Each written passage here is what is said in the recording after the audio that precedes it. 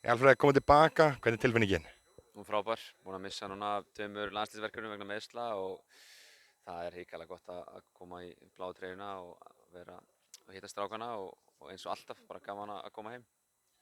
Hvernig metur þessi síðustu tvö verkefni sem að landslið hefur verið án þín? Þú veist, gerum jafntefli, nei, vinnum Moldóvu og svo töpuð út í Albaníu. Hvernig horfir þetta við þér? Já, bara mjög vel, við erum búin að setja okkur í mjög góða stöðu og núna er spurning að nú fá að koma aðrir tveir mikilvæga leikir þar sem við getum sett okkur upp í þannig stöðu að þessi úrslitaleikur í Tyrklandi og það er bara undir okkur komið hvernig við stöndum okkur núna í þessari viku, hvernig hvað mun taka við, hvort við séum að fara í leiki sem skipta engum máli í nóvember eða hvort við séum að fara í úrslitaleik í Istanbul sem að held að allir svona hugsi svolítið til. Hvernig ætlaði hann álgast leikinn? Það vantar náttúrulega einhverja leikilmenn í franska landslið. Ætlaði að sækja meira vegna þess að það vantar þá eða? Við erum ekki komin svo langt, við vonum bara að hittast í gær og bara létta einhverjum þá sem að voru klárir í það og ég held að við munum funda meira þegar að það líður á vikuna varandi leikinn. Við erum ekki komin svo langt, við erum bara ennþá í fyrstu skrefunum að koma okkur aðeins á völlinn og stilla saman strengi og svona þegar fer að líða nær leik þá förum við að leikreina þá betur og sjá hvaða möguleika við höfum. Aftur af þér, þú náttúrulega búin að vera frá eins og þú segir í dágóðan tíma.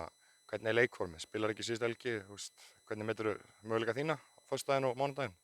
Ég er bara klár, ég er búinn að byrja 3 leiki á síðustu 4 vikum og bara komast í mjög gott stand, búinn að æfa núna í 2,5 mánuði á fullu án þess að missa æfingu, þannig að ég er meira en klár.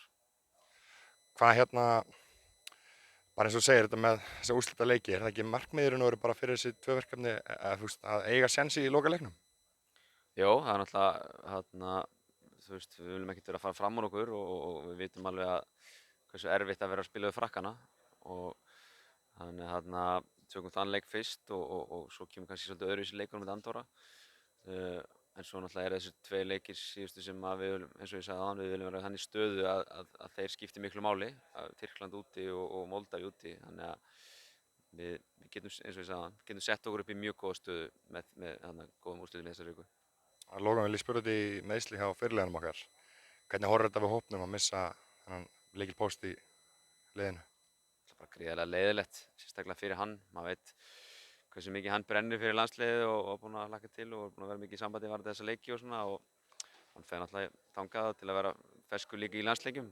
Þetta er bara hluti af fótboltanum, maður er saman með Hörbjörgu en bara gríðarlega leiðilegt. Ég þekki hann hvernig það er síðustu ára að vera aðeins í meiðslum og það getur verið einmanalegt og leiðilegt en með hvernig hann gefur sig í öll verkinu þá mun hann koma sterkur inn á næsta ári. Takk fyrir, gangi vel.